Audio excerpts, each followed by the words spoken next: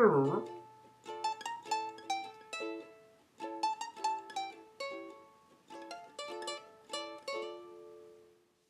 name is Terry Fagan. I'm a local historian here in the north in City. And over the last 30 years or so, we've been recording the history of this area. And this area was once a famous area and was basically known as one of the biggest red light districts in Europe, known as the Monto. And the Monto consists of a couple of streets. It was less than a square mile. And basically, there was around 1,600 women operated prostitution in this small area. Basically, the story is of the fine houses here, mainly from the Act of Union 1801, when the Irish Parliament was dissolved, and basically the gentry, the rich people, started to move out. And the saying is around this area is that when the rich marched out, the poor marched in. So these fine houses that were once in this area were taken over by landlords who were working on behalf of the owners of the houses, and they converted these fine houses into small little dog boxes and packed as many as the poor could get into them. But there was a group of women here who also seen an eye for to make money out of this area, because this area is central to the port. Dublin docks is only less than a 10-minute walk. You had the British Army barracks up on Portland Row, and there was British Army barracks really all around the Dublin area, and it was central to that. But these women bought into these houses, and they turned them into brothels. Most of the madams that ran the prostitution in the area ran local businesses. So they sold groceries, paraffin oil, coal, and they were also moneylenders. So they had everything to think. They're also running prostitution. So they had everything covered, right? So there was a whole kind of system that these madams had. They used to get the nicest looking girls dressed up, lovely clothes on them, and send them up around the town, around O'Connell Street, what was then would have been Sackville Street, all around there, and around the British Army barracks. And all these girls would be sitting on the side carts and being driven around. And basically what they were was advertisement. If you like what you see, come down to Monto. So, and this was it. And the madams used to give out, these invitation cards to come down into the area. So it attracted it was literally hundreds of British soldiers coming in here. You'd see men from every nationality across the world came into the area. As I said, the port was only a short distance away, and they all come into the Monto, right, where there was anything went on. But these women, when they lost their looks in the first-class brothels, they ended up in the second-class brothels, and then eventually they ended up in the third-class brothels, and then eventually in the shilling houses. And by that time they were diseased, and then they were onto the streets. And believe me, these women did suffer. And particularly if a girl became pregnant in a brothel, she was no longer useful to the madam.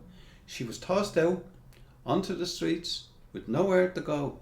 So the local people would see them lying in the doorways of these old tenement houses, and they'd see them, and particularly women, the only women that weren't involved, that lived in these houses, that weren't involved in prostitution. Women always looked after women.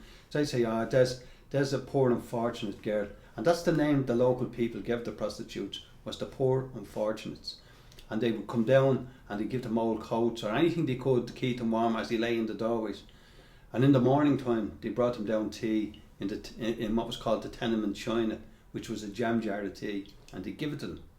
And and then of course the girl is pregnant, she's lying in the doorway, but they couldn't take the girl into the houses because the simple reason they did large families, and most of those rooms they only had one bed in them. Most of the kids slept on what was called a polyass, and a polyass was a large white kind of big flour sacks were stuffed with straw, and kids lay on them. They were the beds, right? So, but when it came time for the girl to have the baby, and she'd be in the doorway sleeping there, and some girls chose the one house all the time because the women looked after them. But when it came time for it near enough to have the baby, and they knew the baby was about to arrive, they'd run off and get the local midwife, and they'd bring the girl up into one of the rooms, and the local midwife would deliver the baby. Now, when the baby was delivered in that woman's house, more times the girls would say to the woman, "Would you mind me, child? Just give me a chance. Just hold the baby while I go out and I look for somewhere to bring the child, and I'll get myself sorted, and I'll come back and get him, or he or she, wherever the baby be." But more times over another, those women never come back for their children. So the person that held the child became, look, the child was theirs. So that's it. But they became known in the area as the Monto babies. And that was to repeat itself all through the history of Monto, right up to 1925. So basically what it was, you can imagine this area, it's less than a square mile, troops, the high ranking British officers coming into the area in the whole lot. And some of the high class clients that came into this area, allegedly was the Prince of Wales, because he'd done his military service here in the Curragh. But in amongst this, as I said, there was already hard working people that just had to calibrate. So they had turned these fine houses into brothels. Some of the madams had up to 30, 40 girls working for them, so different madams right through things.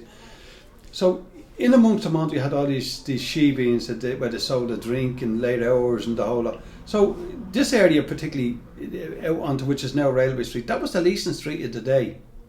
We would call it where the nightclubs is and things like that. But this is where it was. This was the centrepiece of it. Some madams had houses in Corporation Street. Some had ones in Beaver Street, Railway Street. But Railway Street was mainly the main thoroughfare for where the madams, because it was Railway Street that the King of England frequented. Now, it wasn't Railway Street then when he came. It was Mackleborough Street. So basically what happened was, like, there was an attempt to close up Monto, right? And I think it was Sir John Ross made several attempts to close up Monto. And the only way he could do it was repeatedly raid the place, day in, day out, raid the place. And eventually, he did close up Monto. But the madams were very, very clever women. What they did was, they called all the women together and they said, listen girls, we can no longer operate here anymore. If you want to make any money, go up into Sackville Street, which is today's O'Connell Street, and tout for business there. But we can't do it down here anymore, So John Ross was very happy at closing down Monto, but what he didn't realise, what the madams are very clever women, they sent all the women up into Sackville Street, into O'Connell Street.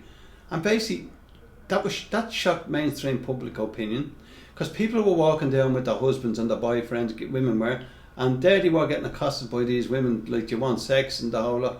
So John Ross was petitioned to get the women off the streets in Sackville Street. So he was able to get rid of them out of the Monto, and now he wanted to rid of them out of the Sackville Street. So he just threw his hands up in despair and he gave them the red light or the green light, go back to Monto. So Monto was back in business.